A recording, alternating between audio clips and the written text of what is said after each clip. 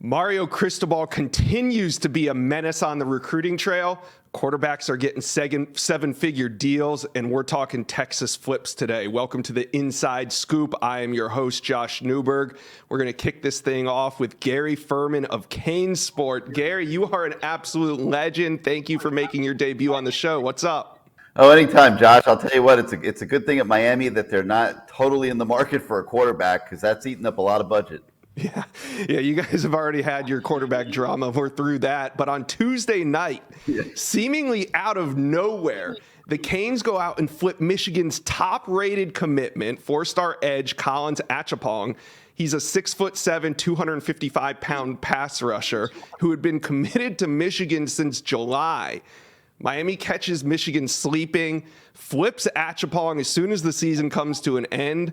And Gary, my question to you, Mario's on a mission, but is he done yet? Oh, not even close. Not even close, Josh. Miami obviously is going to have a lot of slots. They're going through a roster purge, kind of like what we saw Florida State do a couple years ago when Mike Norvell came in there and just had to clean up the program, get rid of the locker room cancers, get rid of the guys that were dragging the program down, and replace them in the transfer portal through recruiting. And I think we saw the results that we were able to do at Florida State this year, when Florida State surprised a lot of people and showed up as a pretty competitive football team that could go toe-to-toe with LSU, could win a greater majority of their games. Compete against teams like Clemson. So I think Miami is on the same type of plan here, maybe just trying to accelerate it a little bit. I mean, I think they would prefer that it not take 3 years. So what they're doing is they're having exit meetings with all their current players. They're sending the ones to the transfer portal that fit the category that's described. And they are going to replace them with traditional recruits to the max that they can get difference makers, and then they are going to go headfirst into the transfer portal and fill the rest of their roster. And they're hoping, I think you're going to see 40, maybe even more, Josh, new players on Miami's roster by the start of next season. And they're hoping that will allow them to start being more competitive as soon as 2023. Yeah, this is a very aggressive approach for Mario Cristobal and this Miami staff. You've been around Miami recruiting for a long time. Have you ever seen it like this? I mean, where there's not a name on the board that you can really dismiss that Miami is going to go after? There is no doubt about it. And no, not even close to anything like this. The different now, Josh. I mean, you've got the capability to sign up to the 85 limit without a 25 limit being placed on your annual class. Mm-hmm. You've got the transfer portal. Pretty much almost every player in college football has the potential to be a free agent, and they know it. So if they don't like where they're living, if they want to go play somewhere else, if they're from South Florida and they had picked another school at some point and want to come back home and play in front of their families, there are a whole lot of things that are working in Miami's favor in this current environment, not to mention maybe the best NIL situation down here in the country, to where kids know that if they go to Miami, they will be treated fairly. They will be able to negotiate NIL deals. There's private business that's been involved in NIL in this market. The South Florida market has shown through the various vehicles that are participating in NIL that this can be a land of opportunity for players. And I think you're going to see a lot of them want to capitalize on that in a dynamic international city that's some nice trappings of life as well. Yeah. Speaking of opportunities, Miami has an opportunity to pull in another five-star offensive tackle, Samson Okunlola, out of Massachusetts. Now, Chad Simmons and I talk about Samson a lot on this show, and it seemed like from really the start of the season on, Miami had a huge lead. All of a sudden, we see Samson take a visit to Florida. Now it's not so sure that this is a slam dunk for Miami. There's other teams involved too. Samson's going to make a decision between now and the early signing period. Who do you think Miami's biggest competition is right now? I mean, it seems like it's Florida, but honestly, kind of baffled by this one a little bit. I mean, I would have said probably 4 or 5 months ago that it was a slam dunk, just like you, and it just lingered and lingered and lingered. But I still think Miami with Samson, I feel pretty good about them winning that one in the end. Why it's taking so long, he's one of the top few players in the country, and he's probably playing it smart.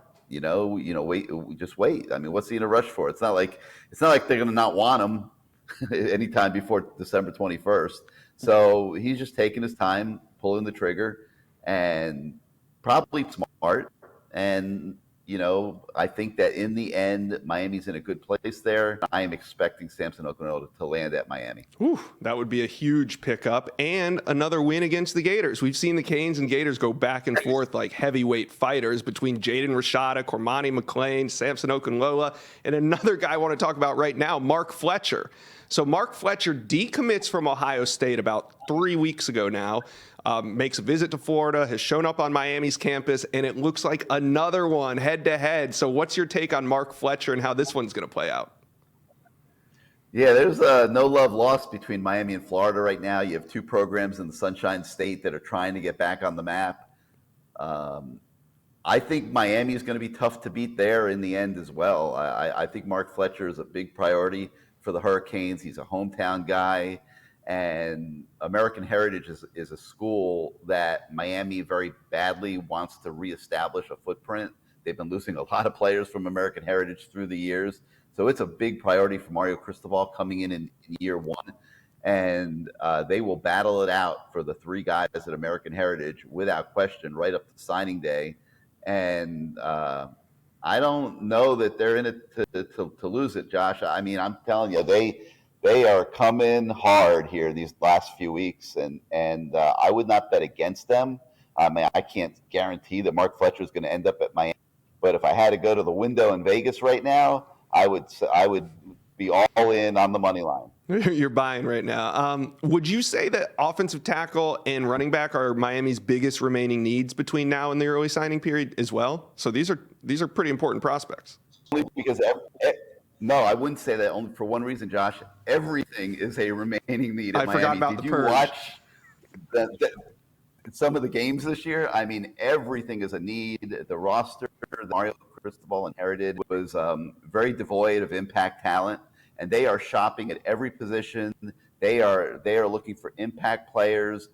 They have the spots, at least, like I said, 40 spots that they can fill. There's no problems fitting players in that want to be Miami Hurricanes, and they are looking for elite dudes across the board without question. Now, yes, they do need offensive linemen, and yes, they do need a number one running back. Trevante Citizen is on the roster. He's coming back from a very serious injury.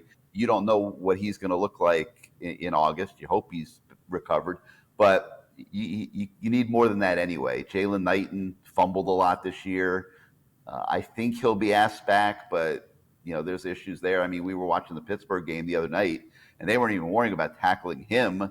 They were going right for the football. So he has a reputation now as a fumbler. That's a big problem for a smaller back.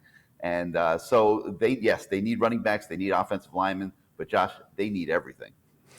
Yeah, you're right. And Canes fans love that Mario Cristobal is out holiday shopping for them throughout the month of December. And nobody comes harder than Cristobal. Like you've watched it for years. He's one of the elite recruiters in the country. Nobody is going to outwork him. Nobody is going to outthink him. And he will be big time in the fray, probably about 20 hours a day for the next 3 weeks.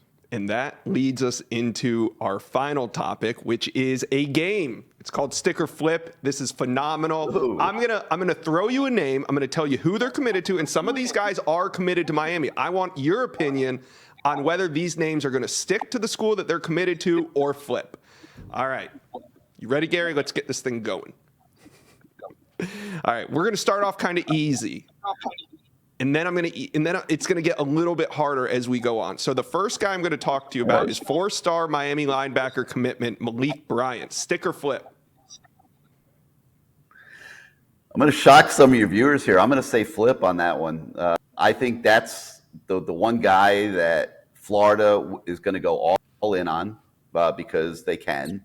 and I'm going to say flip. I'm going to say that he's going to overplay his hand with Miami and possibly end up a Florida Gator. All right, Gary. Malik Bryant did come out Gotta and say play he's straight, man. 10,000% committed recently. Yeah, well, I mean, I could end up being wrong there, and maybe he sticks, but he's the one guy in the Miami class that I've got a circle around that's got the radar up a little bit. Okay, 5-star Miami commitment, Francis Maligoa. Oh, stick all the way. 3-star Miami offensive tackle commit, Tommy Kinsler. Stick. All right, now we're going to get into some of the deeper water here. 4-star Florida commitment, DB Jakeem Jackson. Wow, this is a tough one because all the indications are that he's going to stay with Florida. Miami is recruiting him. Wow, man, I'll say stick, but it wouldn't shock me if it went the other way. Okay, 4-star Florida wide receiver commitment, Andy Jean. Stick. 4-star Michigan defensive line commitment, Inau Etta. I'm going to say flip because he and Collins Acheampong are very tight. We have a story actually on Kingsport.com about this where Collins is working very hard to bring him to Miami with him. Miami has offered him. He has a spot at Miami if he wants it. There seems to be, Michigan fans aren't going to like this, but there seems to be a little bit of a disconnect up at Michigan for some reason with some of these recruits and the staff up there. I don't know why we don't cover Michigan on a daily basis, but when you look at how well they're performing on the field and where their recruiting class is, it's not lining up real well. And Miami flipped Collins. They offered him in May, and I'm gonna say flip on this one. Okay. UNC defensive lineman commitment, Joshua Horton. Flip.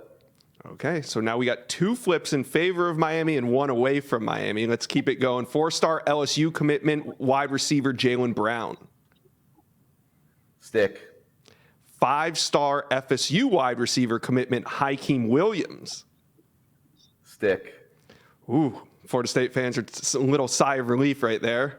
5-star Oregon commitment, wide receiver Jurian Dickey. Wow, this is a tricky one. All right, I'm going to say flip, but that doesn't necessarily mean I'm saying flip to Miami. I think that one could go in a lot of directions. I do think Miami will be in the mix this month. It's going to be up to Jurian. He obviously can go wherever he wants. I know he's had good conversations with Miami in the past, and it's been favorable. I can't, as we sit here today, Josh, predict.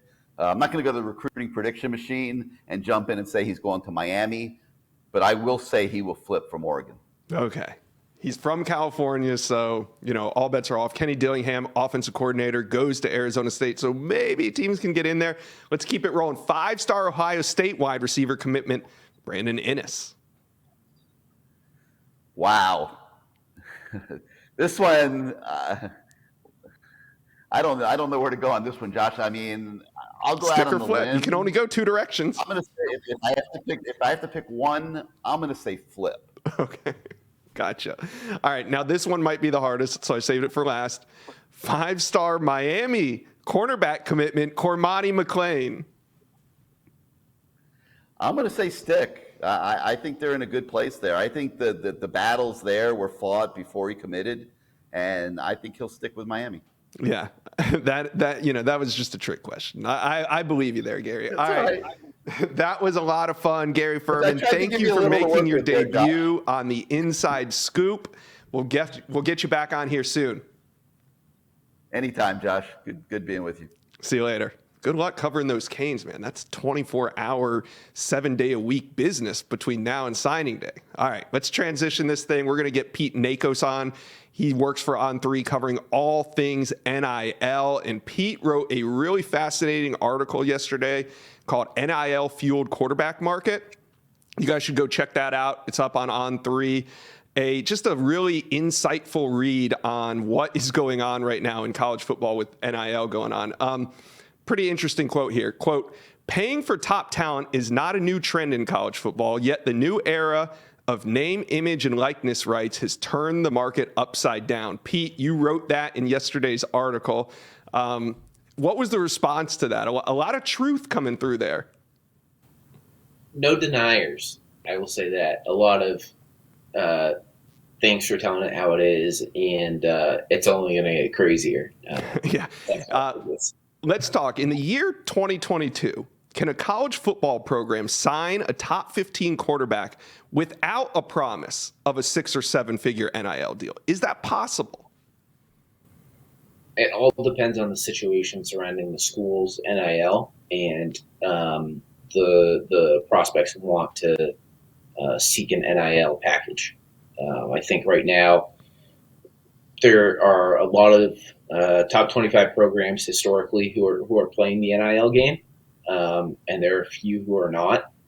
And it's very much talked about in recruiting circles right now, and prospects know what schools are and are not playing that game. And I think we're seeing that in the recruiting rankings and where some of these quarterbacks are landing.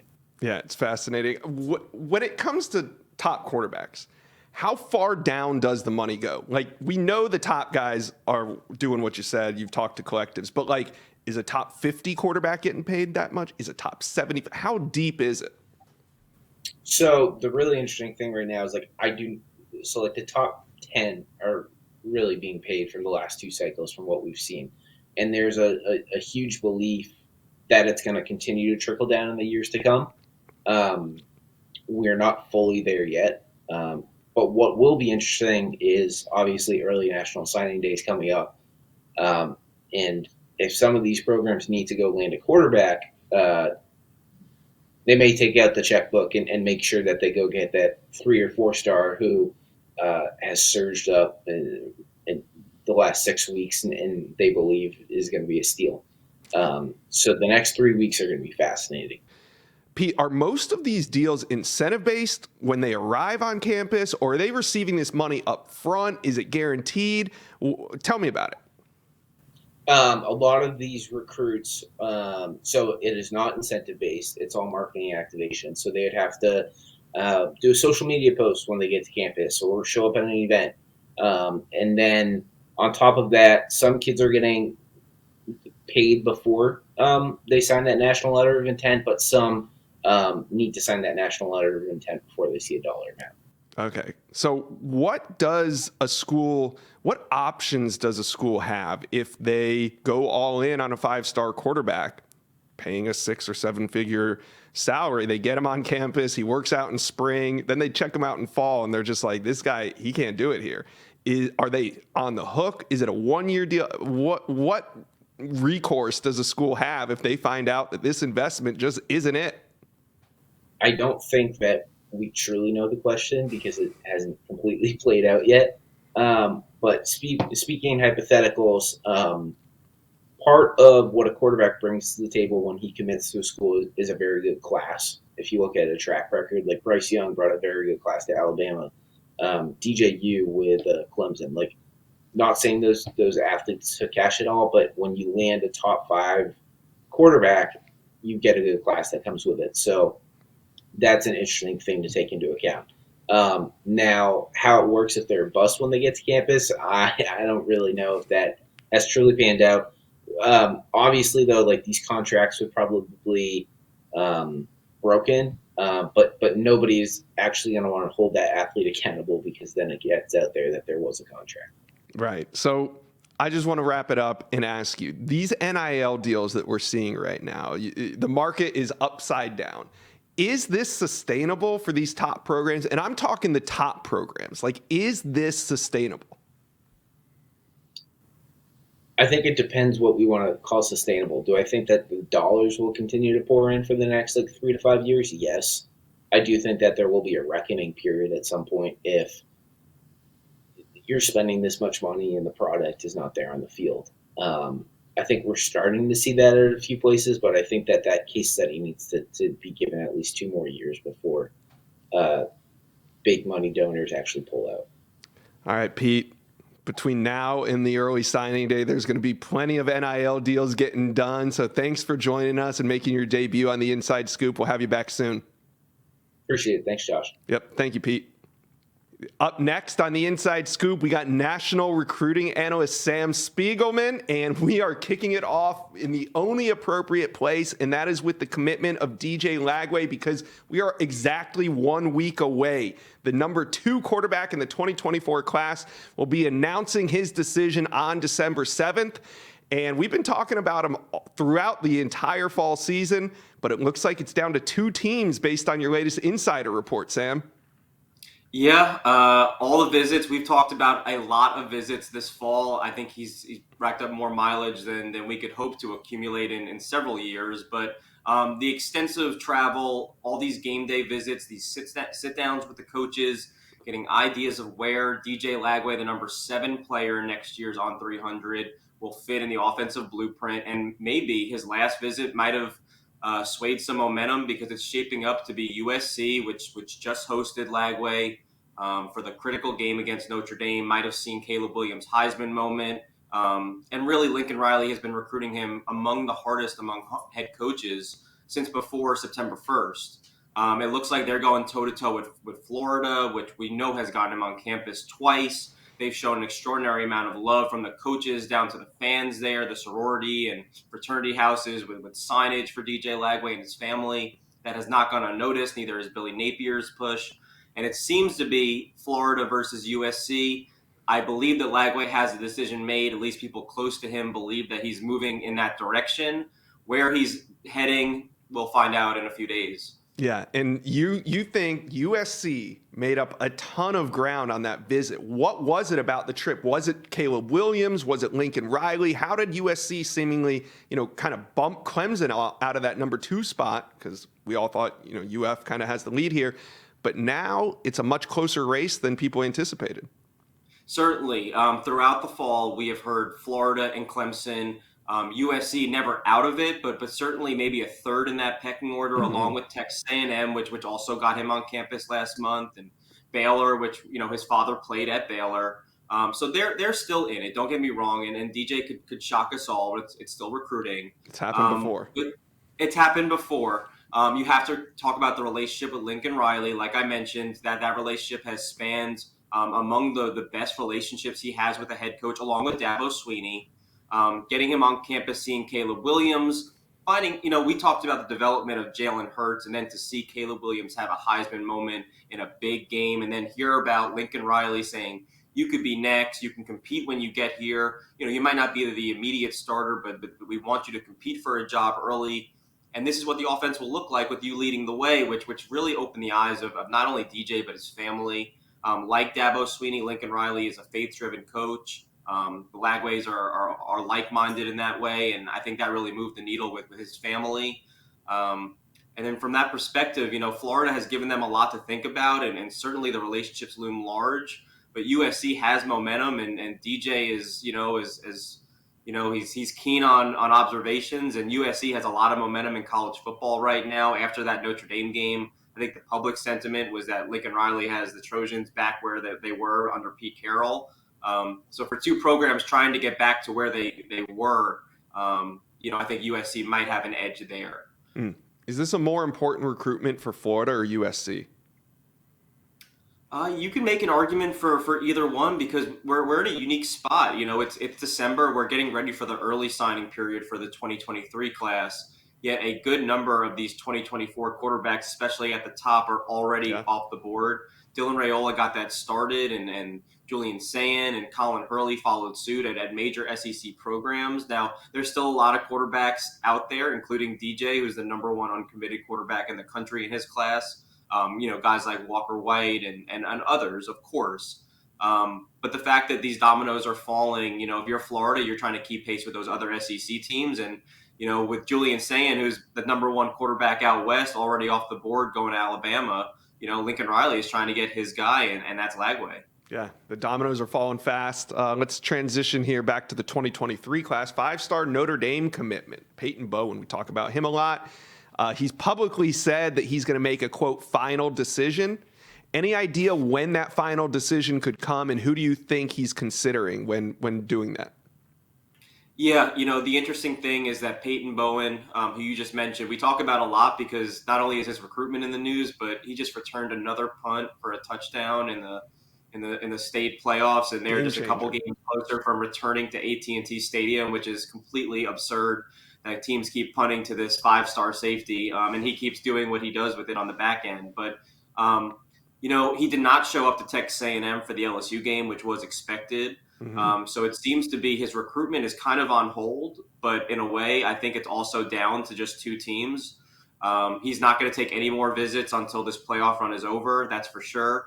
Obviously the family is getting ready for in-home visits with a lot of staffs. I would expect Notre Dame to be there, and I would expect Oklahoma to be there. Sure, there might be some other staffs, but I think those are Oregon, and I don't think Texas A&M is going to go away because they need a safety to round out this 2023 class. Oregon, Michigan would not surprise me as well. But I think it's coming down to Oklahoma versus Notre Dame. I think Notre Dame is in a really good spot with getting him on campus earlier this fall. And Oklahoma also has gotten him on campus. We know that Jackson Arnold is his teammate, his close friend who he grew up with. Oklahoma is closer to Denton, Texas than South Bend is. But Notre Dame is still in a good spot. I think those are the 2 teams to watch with right now visits and much of his recruitment kind of on hold and just left to him kind of mull over these final options. Sam, are you starting to lean to the idea that Peyton Bowen might stick to Notre Dame? I'm getting that sense from you a little bit. I think that we have to acknowledge the percentage points here. I don't think that Texas A&M is as much of a contender as maybe they were at the beginning of the fall. We've seen some of their decommitments and some prospects moving in other directions with that. And I think A&M is still going to recruit well, but I think they've kind of fallen out of it to a degree with Bowen. Oklahoma has continued to host him, and Notre Dame getting him on campus always looms big. That was a great environment around a lot of kids that are committed to Notre Dame. And, you start talking about the future. These are guys that you're in your text threads with. So I think that visit really loomed large for the Irish, and as well as these in-home visits coming up. Like we've said time and time again, Josh, Marcus Freeman was the key recruiter for Peyton Bowen before he became the head coach. So now that he's the head coach, that's a really good spot to be in if you're the Irish. Brent Venables isn't going anywhere. Jay Valai is not going anywhere at Oklahoma. I think they're going to be it until the end, and we'll see whether Oklahoma can gain a little bit more momentum at the right time with Bowen. All right. Another big name that we're watching here during flip season is the #1 overall defensive lineman in America, David Hicks. He's committed to the Aggies. So while the Aggies are on the offensive trying to flip Bowen, they're on the defensive trying to hold on to David Hicks. What's going on with Hicks, and what do you think the Aggies' chances are of holding on to him? The 5-star defensive lineman was just back at Texas A&M. We know that he ventured out to Oregon, and he ventured out to Oklahoma for an official visit for Bedlam. And I think still Oregon and Oklahoma are going to be in it. We're not sure whether DJ is going to return to some of these schools over the next couple of weeks, but that's definitely a storyline to follow. But getting him back on campus, if you're A&M, that was A&M's signature win on the season, beating LSU. Hicks was back on campus with his Katy Paytow teammate, Damian Sanford, another on-300 defender who's a key part of this A&M in-state class. Oregon is a team to watch. Oklahoma has at some points led for DJ Hicks, but I think there's a lot of confidence now after this visit about DJ staying in this class. I think that they have some more confidence about holding on to not only him, but his teammate. And I think, DJ not only was on campus, he brought his entire family, which is something that, it just looms a little bit larger when you have mom, dad, grandma, grandpa all on campus. And like we talked about with DJ Lagway, for a big game environment, and everyone is kind of in your corner. So I think A&M is in a good spot, but they're going to have to fight till the end. Yeah, smart getting grandma on campus. Always. All right, Sam. Well, as long as you don't flip on us, which I'm sure you won't, we'll have you back on the Inside Scoop on Monday. I'm 110% committed, Josh. All right, I appreciate that, Sam. See you later. Thank you for watching. Make sure you smash that subscribe button for me, and remember to check out all the videos on the On3 YouTube page.